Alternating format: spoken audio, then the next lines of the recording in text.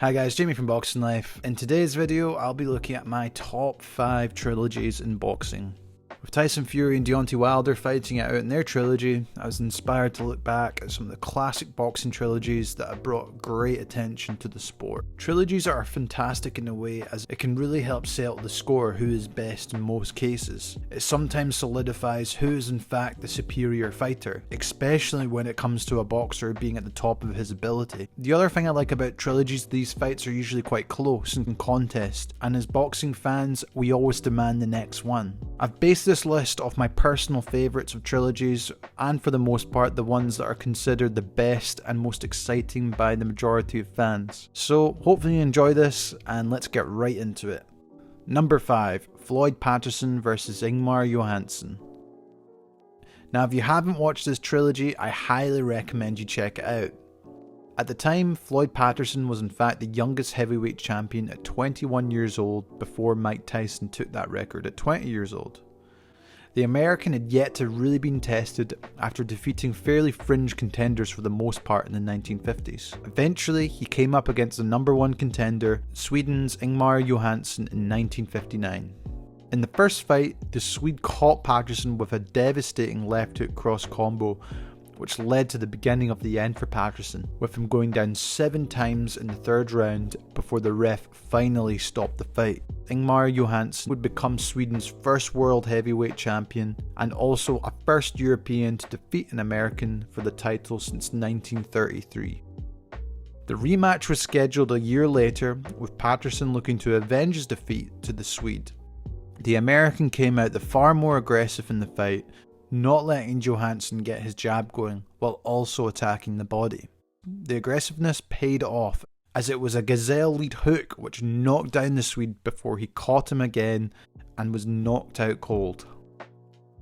The trilogy concluded in Miami, where both guys came to take each other out, with them both hitting the deck in the first round.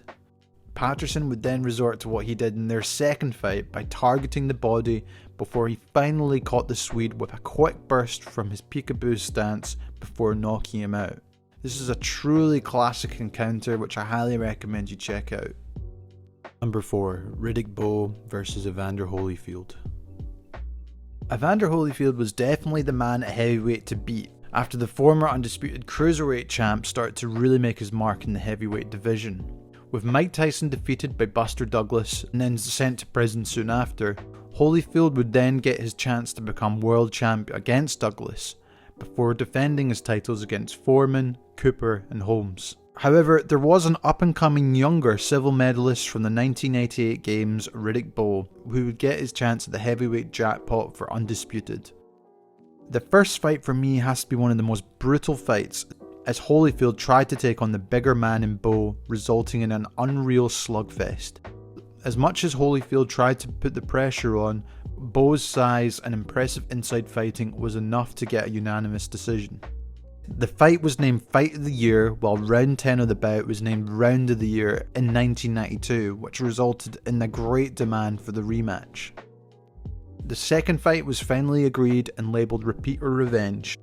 However, it was shadowed by one of the most bizarre moments in sport, where the parachutist, Fan Man, would crash into the ring during round 7, resulting in a 21-minute delay of the fight.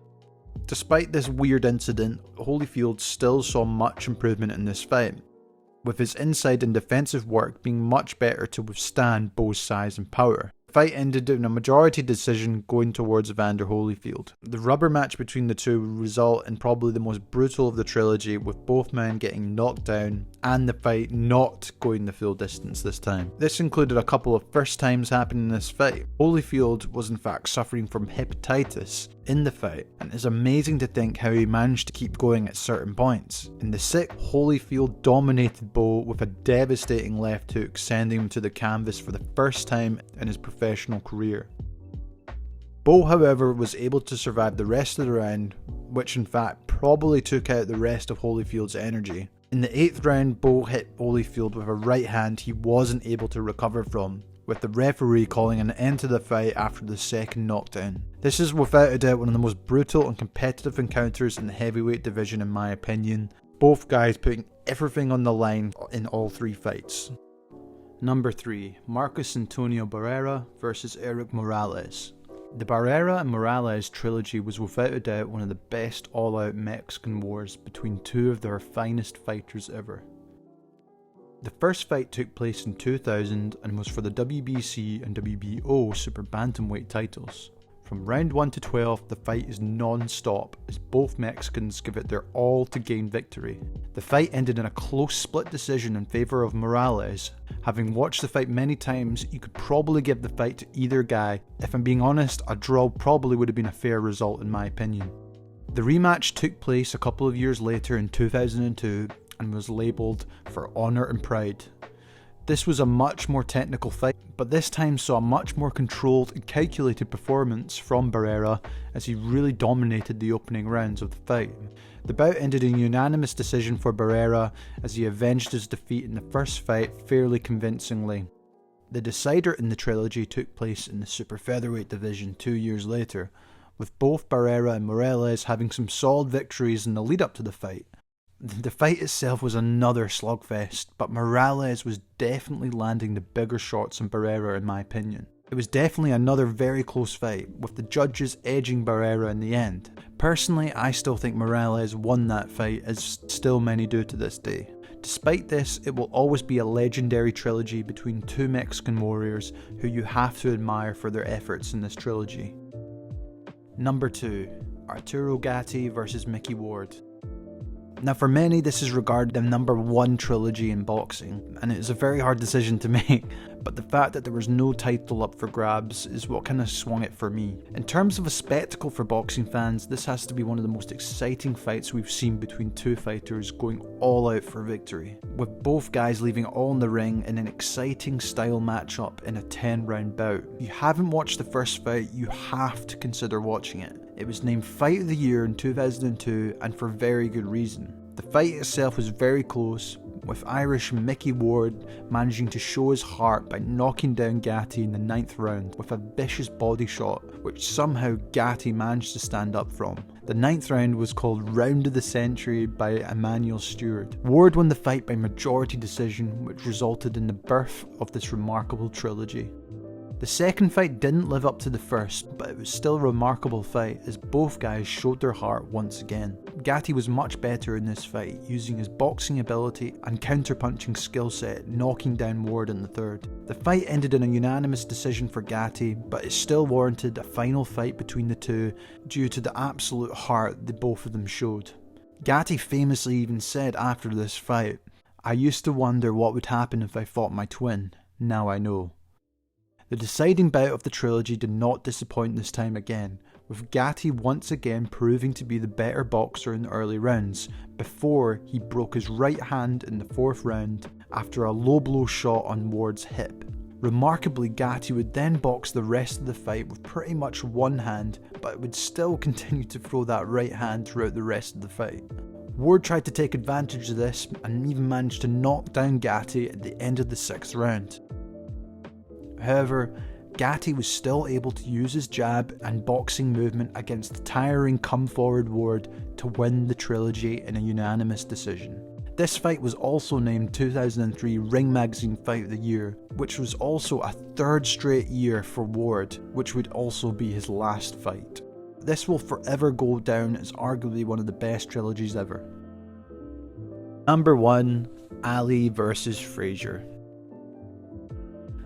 This is probably the most famous trilogy in boxing, and that was of course between Muhammad Ali and Smoking Joe Frazier, which in turn probably popularised the idea of proving who is the best from a trilogy fight. The first fight took place in Madison Square Garden in 1971 and was considered the fight of the century. Frazier was the current WBC and WBA champion, while Ali was still the Ring Magazine and lineal heavyweight champion. Both were also Olympic gold medalists, which made the fight so intriguing to everyone at the time. Frazier's constant bobbing and weaving caused tremendous problems for Ali. However, Ali was still able to regularly hit Frazier with jabs. Nevertheless, Frazier kept coming forward and started pounding Ali's body more than ever in his career. It was in the 15th and final round, Frazier knocked down Ali with a vicious left hook. Due to Frazier's intense pressure throughout the majority of the fight, Ali lost his first professional fight. The second fight was of course labelled the Super Fight 2. It's probably the least promoted and talked about of the two fights. Both fighters were probably seen past their best at this point, with both having defeats on their record. Despite this, it was an opportunity for Ali to avenge his loss and for Frazier to solidify what he had done in the first fight. The fight went another 15 round championship distance as both fighters put everything on the line. Ali saw much improvement with his movement and for the most part was the sharper of the two throughout the fight and won by unanimous decision. The trilogy eventually culminated in the Thrilla in Manila in 1975, and this has to be one of the most brutal fights in heavyweight boxing as both Ali and Frazier left everything in the ring for victory. With it once again being a close contest, however, as the fight progressed, Ali managed to gain some momentum in the later rounds before Frazier's team had to retire in the 14th round due to an eye injury, resulting in a TKO victory for the greatest. I highly recommend you watch these fights just due to the technical brilliance of both fighters in my opinion, and also just the heart and desire to win at that level of boxing. So that wraps up my boxing list video. Hope you enjoyed it, guys. Let me know in the comments below if there was another trilogy you thought should be on this list. I can already name a couple, but these were just my 5 top favourites I like to watch and look back on.